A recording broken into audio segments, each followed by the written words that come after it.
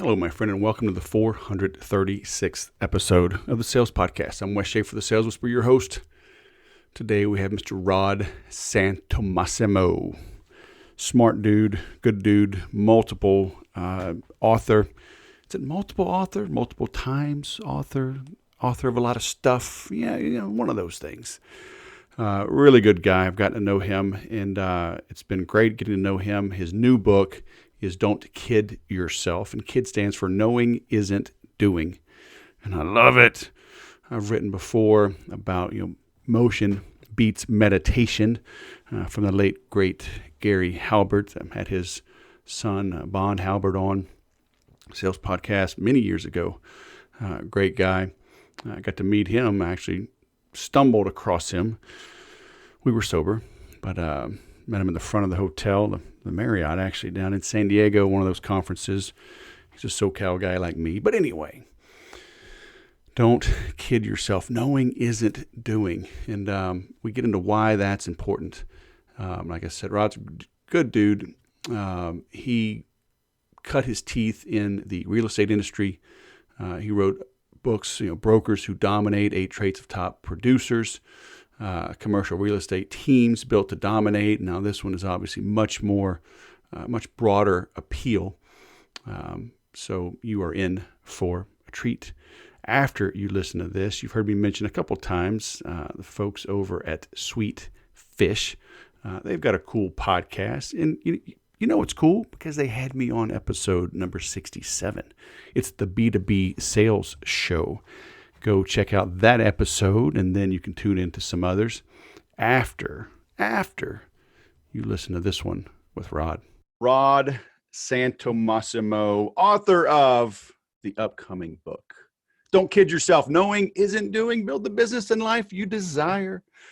All the way from North Carolina, man. Welcome to Sales Podcast. How the heck are you? Hey, Wes, it's going great. How are you, man?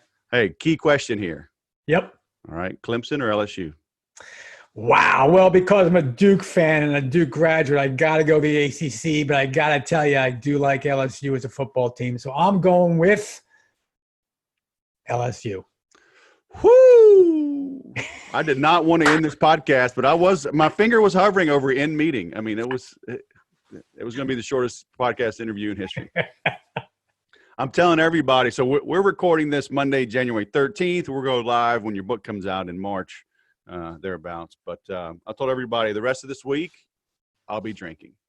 I'm either going to be celebrating or I'll be mourning. So check in on me on the 20th. All right. See if I'm still alive. Check on you. We're having a party. My wife's cooking up gumbo, jambalaya, red beans and rice, cornbread. Friends are coming over. We're going to bust open the Pappy Van Winkle. I just got Ooh. Okay. Big night tonight. This is a big night. All right. I'm just saying. But you know what? This interview is even bigger. So shall we dive right in? Let's dive right in. Let's do it. I love this. Don't kid yourself. K.I.D. Knowing isn't doing. Amen. There was this old joke. The math teacher's in school. And she says, okay, everybody, there are 3 frogs sitting on a log, and one of them decides to jump off. How many are still left? And little Johnny raises his hand. He says, 3. Little Johnny, no, 2 minus 1 or 3 minus 1 is 2. He says, no, ma'am. You said they decided to jump off. You didn't say one jumped.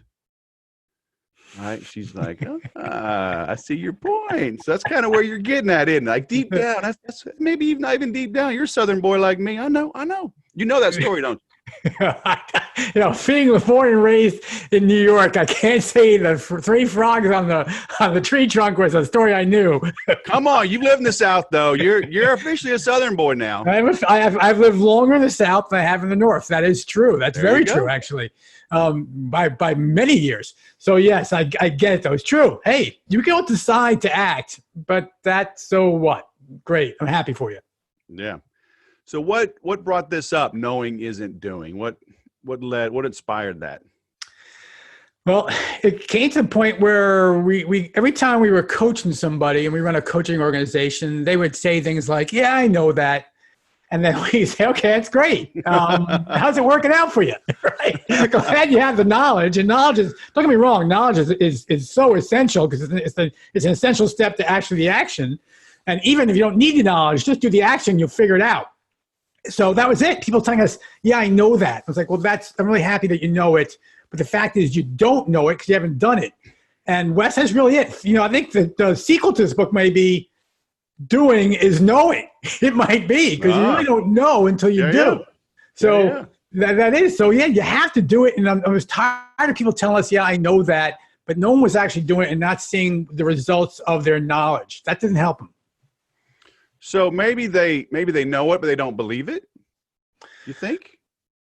Yeah, that could be it. I didn't even look at it that way. They know it, or they don't know how to implement knowledge into results, into action for results. Therefore, they're stuck. Yeah, I know that, but yeah, like for me, Wes, hell, I know I shouldn't eat chocolate cookies. I realize that's a negative to my fitness goals, but I occasionally do. Right. But you know what? If I stopped, I'd be more fit. Hell yeah.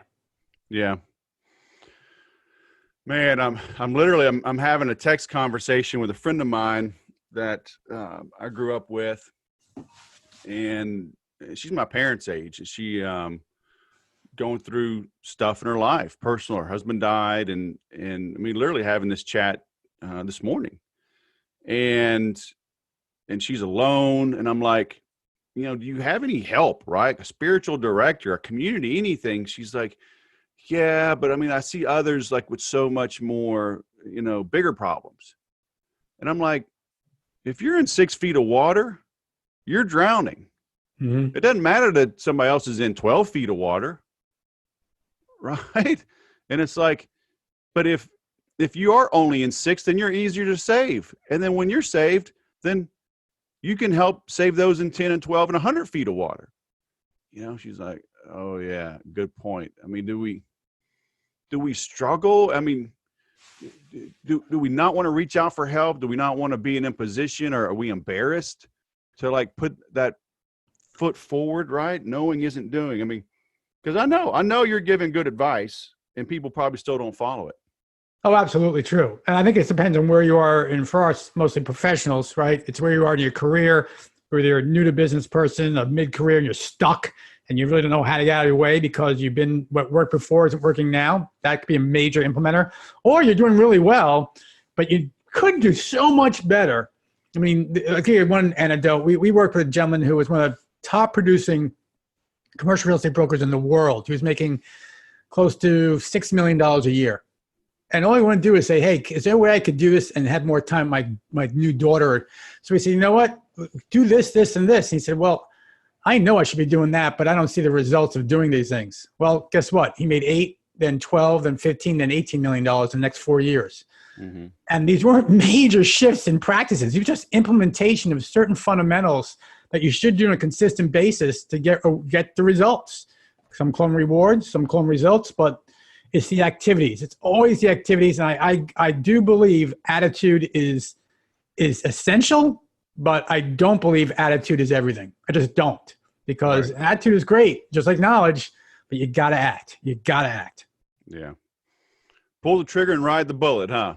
Pull the trigger, ride the bullet. I like that one. That's Roy Williams says that all the time out in Austin. That's a super smart dude. So, and that was your background, right? You've spent a lot of time in real estate. Well, my dad, when I was growing up, my dad was a consultant and more of a construction facilities consultant. And he got me onto projects with various ways. And then he actually had me read leases when I was a young kid and told me that's what the business role is about. Imagine being 10 years old and being told to read a lease. Not your favorite thing. And then I went off to college and I went off to grad school. I remember the day I left for grad school, Wes, I told my dad, I looked at him and said, Dad, I know you think in real estate's a place for me to be, but I will never, ever work in real estate. Of course, now I own the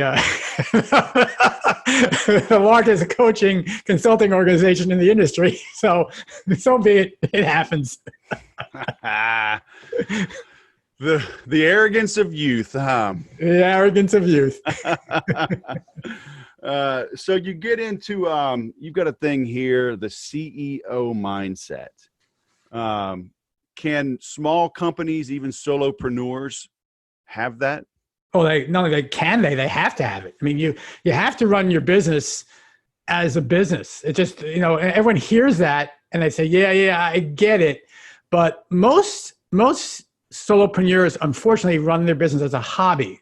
It's something they do. They're thinking 9 to 5. They're doing one really good thing. I know you know the book. I love the book, The E-Myth Revisited by Michael Gerber. He broke down the technician, the manager, right, the operator, and who we should be. Well, a CEO truly is head of an organization, and therefore you have to have a sales department, a finance department, a marketing department, an operations department, and a human resource department. And you have to be all 5 initially, but as a CEO, you're responsible for everything.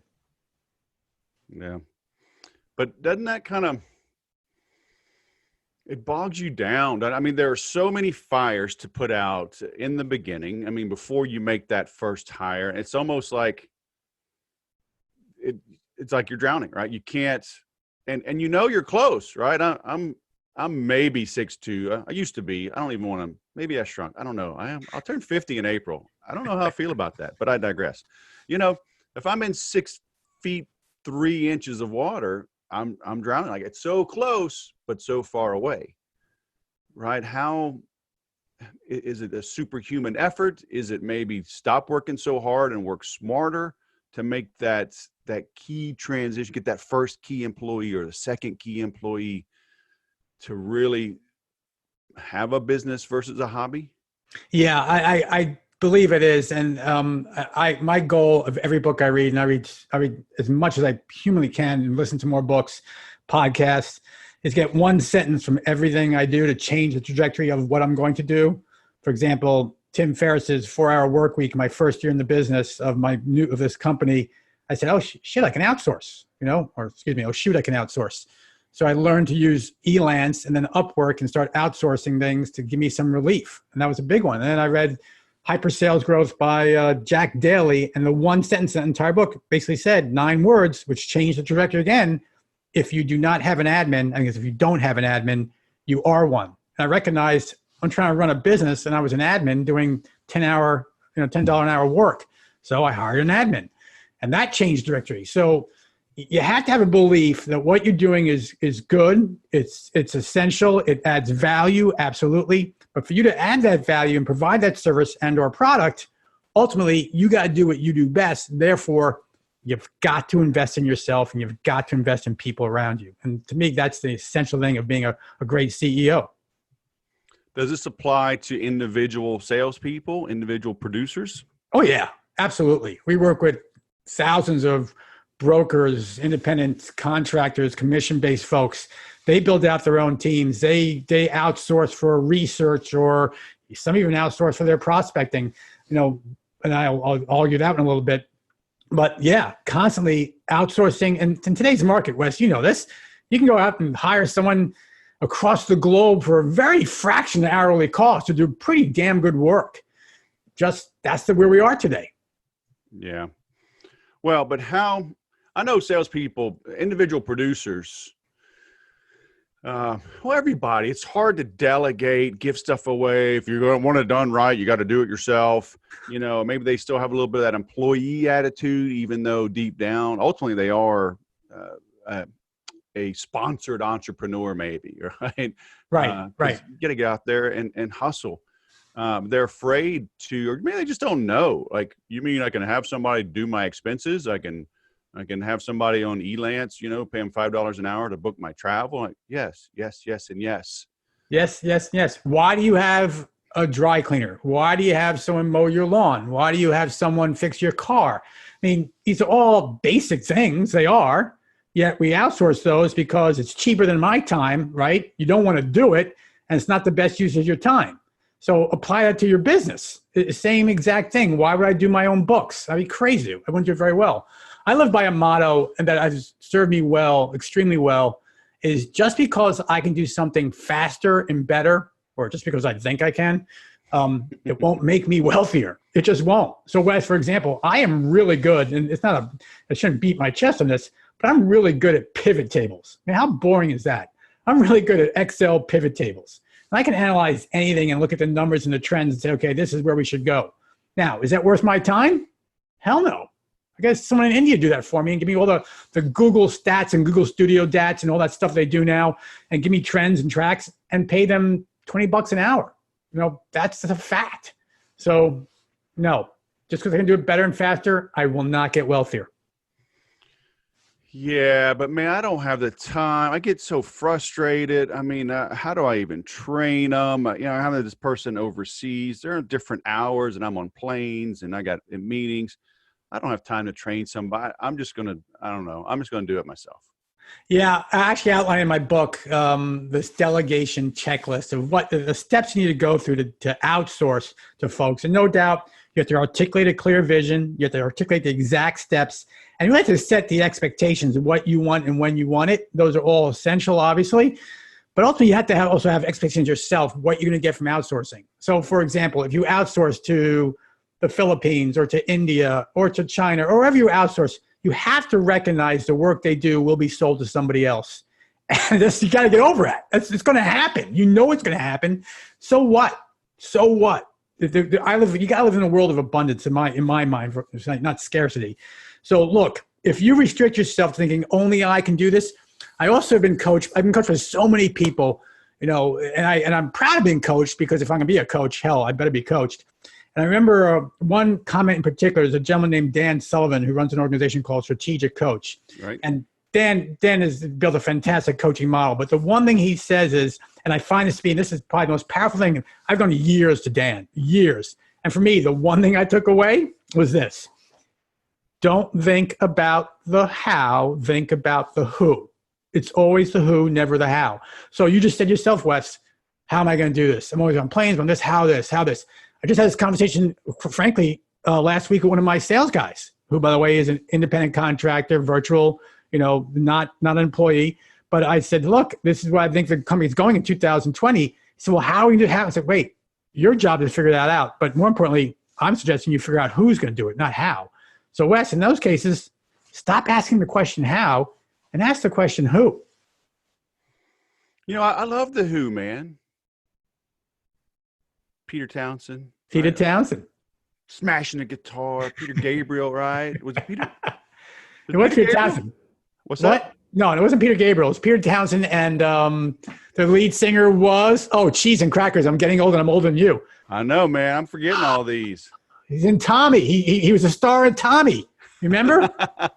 Yeah, Tommy, can you hear me? I remember the movie, but man, I can't quote it. Robert Daltrey.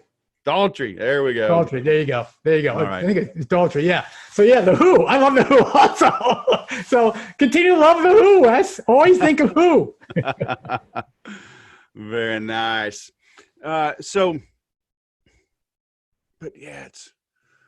How do people make this change without hitting rock bottom?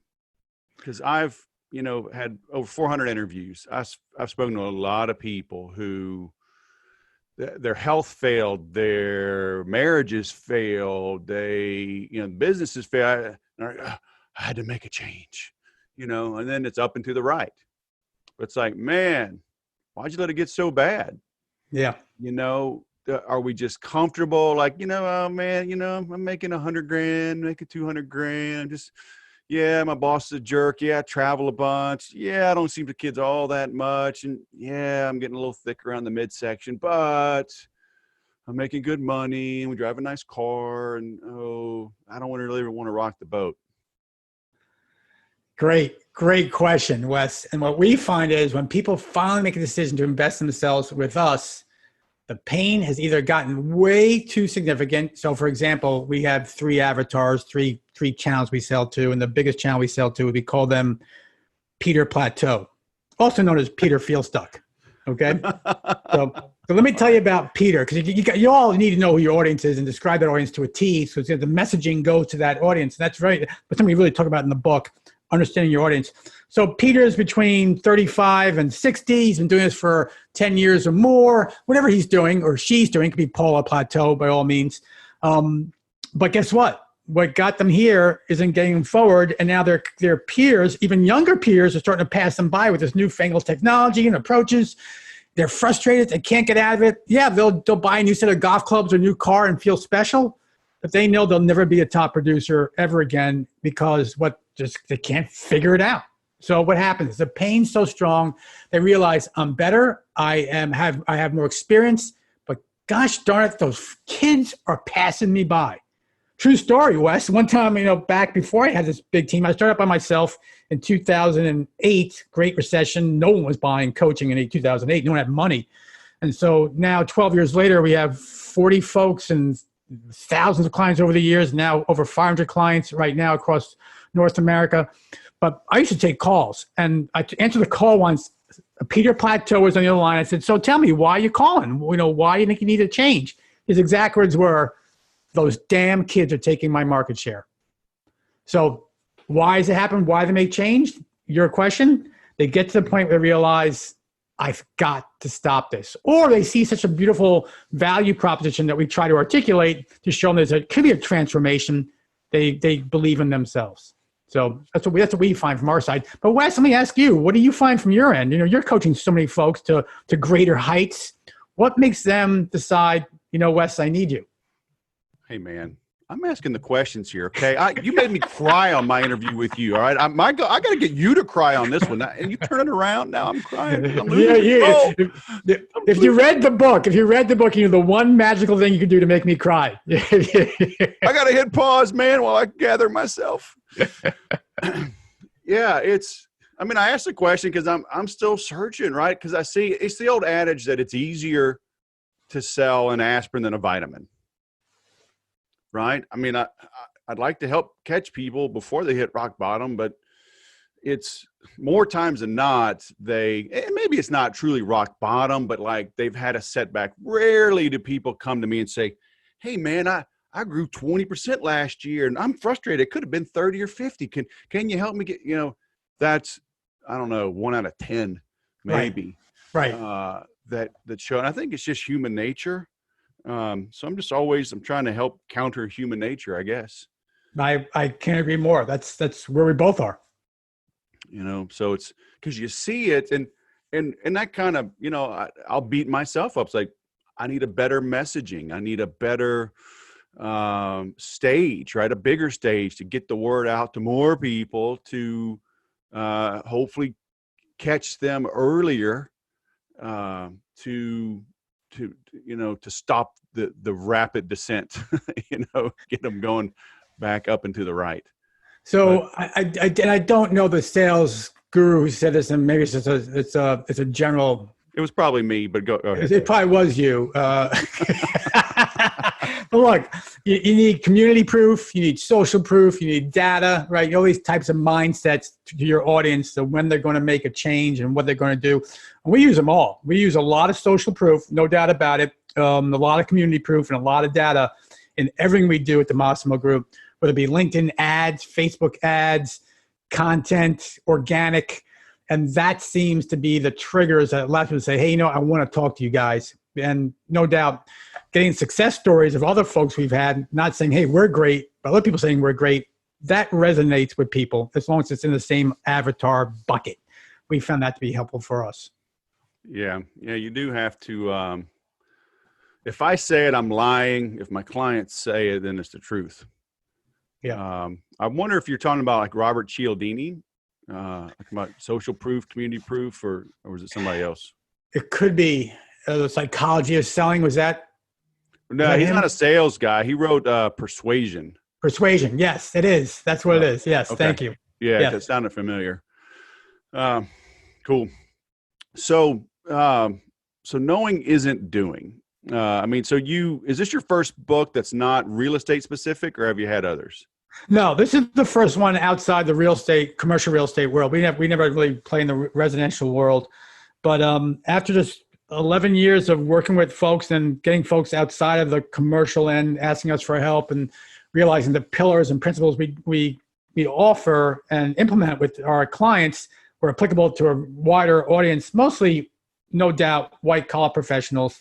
We said, you know what? We have a methodology corny. Wes, everything we do here is corny. We have the Massimo mobile app. We have Massimo Mojo mornings, and we have our Massimo methods. So these Massimo methods of how do you build out your sales plan? How do you build out your marketing plan? How do you build out your financing plan, your human resource plan? We just laid it all out. And people are asking me, Rod, why the hell would you give most of your content away? It makes no sense from a business standpoint. So Wes, why can I do that? Well, I've always said, give away your best stuff for free up front. Well, it's because knowing isn't doing. Yeah. That's why. Glad you guys know how to build your business. You're not going to do it. You're not going to do it without help with people like Wes or myself to really go out and build your business. Yeah, it's true. I mean, you just show them, lay it out. Here's the secret formula. Here's the recipe. Yeah, they won't do it. Yeah, and I know some listeners may listen to the marketing maven of today, Gary Vaynerchuk, or Gary Vaynerchuk, or Gary V. He gives everything away. And I can tell you that because I spent a day with Gary V and his team. I invested in myself, right, to figure out the how, to delegate to the who, to create content. And yeah, he gives it all away, but no one's going to do it. They need the person, the who. In Gary's case, his team is the who. And in your case, you're the who. I'm the who, right? That's why we do it. So you've got a thing here, the presence pyramid. Sounds interesting. Are you just making stuff up, man, or just stuff like legit? No, it's legit. I'm an anal. Like I said, I like pivot tables. I'm an anal guy, and so I know it's from my MBA days at Duke or what the hell happened, but I just love numbers and looking at numbers and seeing what works and what doesn't, and making changes. So part of our application to our clients is, of course, their personal presence. That is their marketing department. So if you're an individual salesperson, you have to have a personal marketing effort to get known in the marketplace. It makes your prospecting so much easier. So we looked at how do you create a presence. So if you think of a triangle and you put two horizontal lines to dissect that triangle, then you have three pieces, right? And you have the top piece, which is the smallest, and that's your personal presence. The middle piece, a little bigger, that's your physical presence, tangible items, mailers, articles, white papers, postcards. And the bottom piece, much wider, that's your digital presence. And what we found was through a cadence of looking at what we can implement in those three networking functions, lunches, postcards down below, then blogs, vlogs, tweets, all that. We found, of course, go up and down the pyramid. The higher you get, the more expensive. Absolutely. But more effective. The lower you get, really cheap. We can do a free LinkedIn post any day I want. Tweets any day I want. Free. Much broader audience. Each individual piece, though, is not as effective. However, what we found, Wes, was those that do 2 out of 3 are doing okay. But those that do 3 out of 3, actually all 3 pieces of presence, they really start to see their market presence grow and their prospecting becomes easier. And they can be known more as a trusted advisor, whether you're doing insurance, you're doing financial advisory, real estate, medical sales, massage therapy. I don't know what you're doing, but it doesn't matter. You got to have a presence. Yep. Page 120, right? 120. Well, hold off. I've edited that book since then, so let's just say it's in the book. All right, it's in the book. On my version, it's page 120. So yeah, and you give us assignments and stuff, and these things are like practical. I mean, it's not hype. I've mentioned too your the Massimo matrix. Can you give us in your own words the Massimo matrix?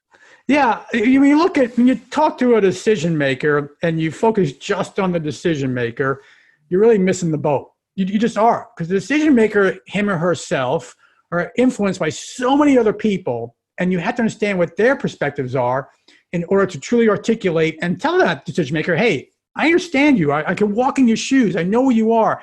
And therefore, you build this level of trust and likability. So what we did in the Massimo matrix was, and it's a basic decision matrix, but breaking down the certain roles people play in a buying decision. So who the decision makers are, who their influencers are, and then the issues they're facing for a given situation.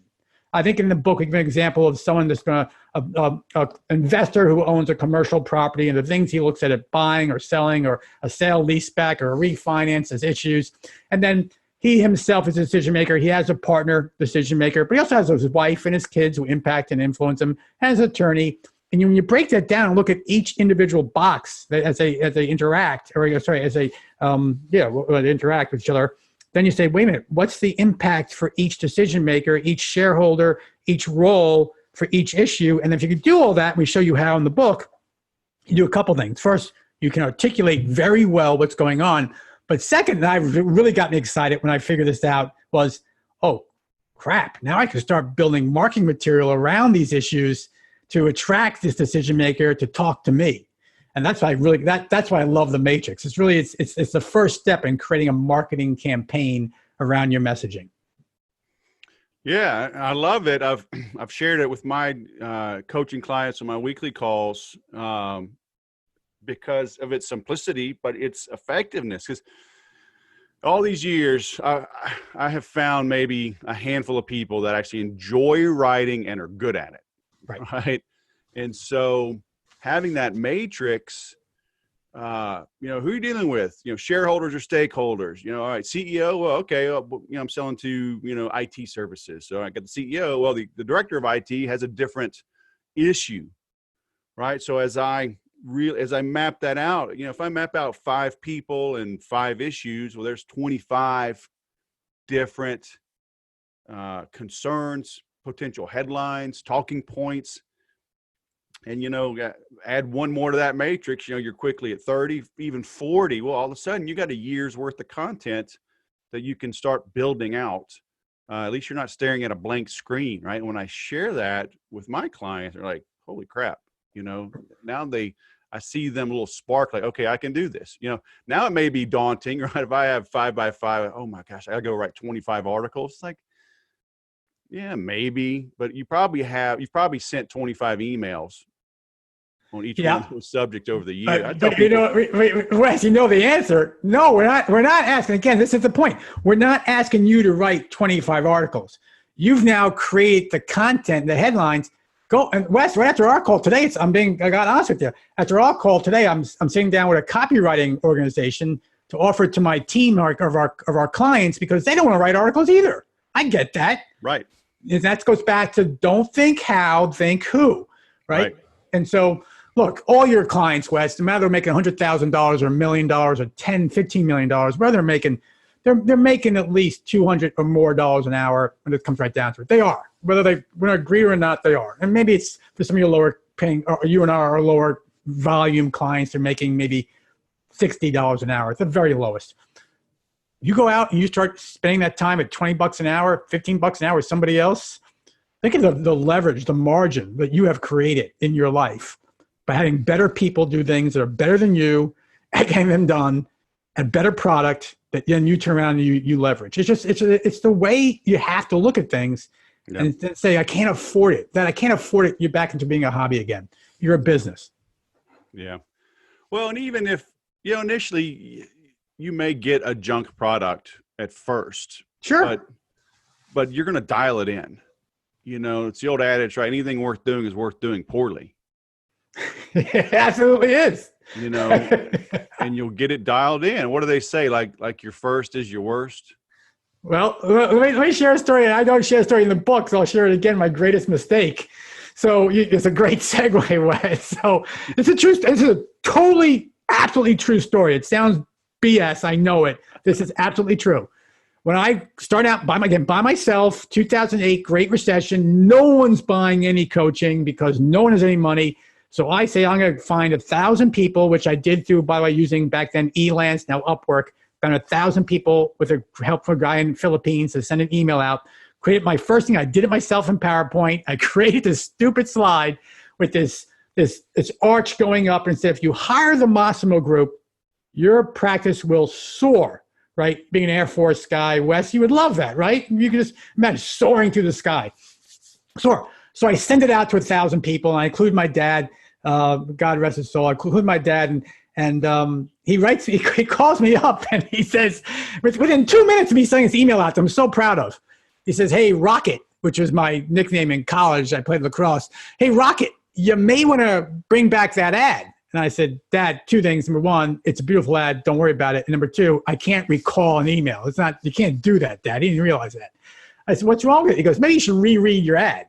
So what I did was I, in big letters, if you hire the Massimo Group, your practice will soar, SOUR, which of course is sour. Mm-hmm. So God, honest truth, that was my first ad launching this company 12 years ago. So you could screw up and still get by. So other than your dad, who else replied?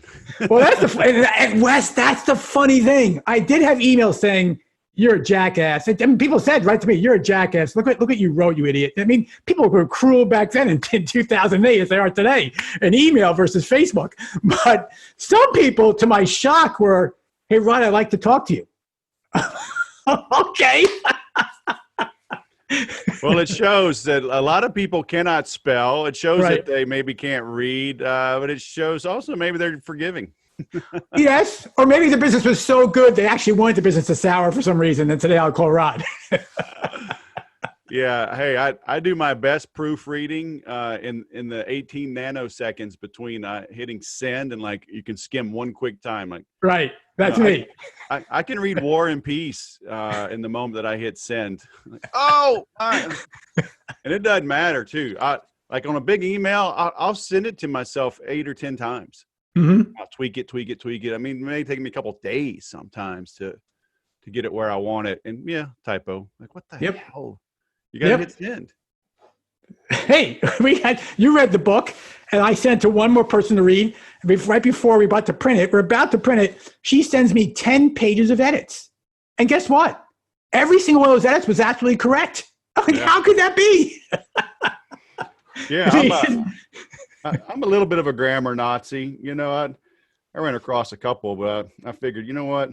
You got good people. You'll find them. Yeah, they found them. They go, so second editing team. This is what happens when you write a book. Go another edit. But so yeah, so you can screw up and still move forward. You can. Yeah, absolutely. So your book is, well, when people listen to this, it'll be out, but it's late March, you're hoping? Late March, we'll have it out. We're either going to do a two-step launch at this point in time or one big launch. We're not quite sure. We know this week. Recording this, I'll do it. If LSU wins, we'll get it out in March. If LSU loses, we won't put it out until 2056. Just when you're over I'm just deleting that whole last statement. This is our year, baby. This is the year. This is the year. I'm already scared about next year because Joe Burrow graduates. I'm like, how do you replace that dude? Oh, man. How can you even think about next year at this point in time? You know what's crazy? So I always talk with people about this. I tell them, a sales manager's number one job is to recruit. Yes. And it kind of gets them thinking a little bit different. And I'll use sports, all the time. I look at Nick Saban, look at Dabo Sweeney, It's like, so look at today, right? So let's say hopefully LSU wins, right? And 5 years from now, I'll say, when did LSU win, the championship? And then, January 13th, 2020. Like, well, no. Maybe.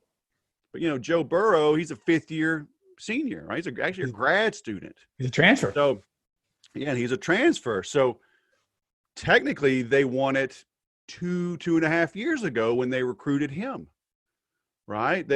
And I'll take him back. Like, okay, so let's say he's a fifth-year senior. Let's say he came in on day one, or any of your superstars that stay 5 years. So 5 years ago they started, but you can start recruiting kids out of high school to. I think you can send them letters as a sophomore. You can speak to them as a junior. Yep. So 7 years, 7.5 years before they play the title game as a fifth-year senior, you've got to have your outreach going on, because these coaches, dude, they're winning their bowls, and they're literally like in a kid's home the next day. LSU played in Atlanta, right, for the SEC championship. I guarantee you, he was the head coaches. They were on the phone or meeting with players the next day. out of high school. I mean, it's relentless, man. People don't realize. So, have that kind of recruiting mindset, right? And again, it's hard. You got to, what is it? Who, not how? It's not the how, it's the who, right? Who, not how. That's a Dan Sullivan, beautiful concept, which it's easy, right? Yeah. Robert Daltrey, the who, do you think of that way? Yep. So where do we send people? We got a website for this fancy book? You could go to, the book will be out at Knowing Isn't Doing, no apostrophe, knowingisn'tdoing.com. Absolutely. And if they want more information on the Massimo group, just go to Massimo, Massimo. That's Massimo.coach, Massimo.coach. And that's to learn more about what we do. Sounds good. I will link to that. I've got those pulled up here. Very cool. All right, Rod. Go Tigers, man. Thanks for coming on the show. It's been great. Okay, Guy. Thank you so much. Have a great day. Take care. So as you can tell, we pre-recorded that way ahead. I was supporting his book launch, but it was already so successful, he didn't even need this episode. But I was like, what the heck? We got good stuff. So I'm releasing it on time, as I told him I would, and then I'm going to have him back in the September, October time frame when the second part of the book, the launch, comes out. So, and my LSU Tigers did win, yes, and now here I am recording this from quarantine or shelter in place, which has been in effect now as I do this outro Thursday, March 26, 2020. So the last time I was out and about was 10 days ago, 16th. So we'll see how this plays out. My little neck of the woods has been fine and dandy. Some of the big cities are hit, but I think we're going to come out of this better than doom and gloomers say. When I've been out running. You know this quarantine's bad if I'm out running. Good grief. I've run 3 miles in the last 2 days, which is nothing for most people, but I haven't run 3 miles in 3 years. I spend my time in jiu-jitsu, and we jog around the place a little bit, but I hate that, but I digress. But I've been listening to, I got an audio book by Yuval Noah Harari, 21 Lessons for the 21st Century. Holy smokes. Talk about timely. But one thing that stood out, I actually paused the book as I was listening to it. I was almost done anyway with the run, fortunately. But I wanted to look it up when I got back. And I talked about it today in a Facebook Live. But he says, panicking is, I forget the exact word, but it's basically like, he called it arrogance or something to that effect. It's like you think you know what the future holds, and it's bad. And he's like, it's not always bad. So change your opinion change your state of mind from panicking to bewilderment. I was like, holy smokes, it's a novel idea. It's a great idea. Don't be freaking out. My dad always says, if you think you're desperate, you are. So don't be desperate.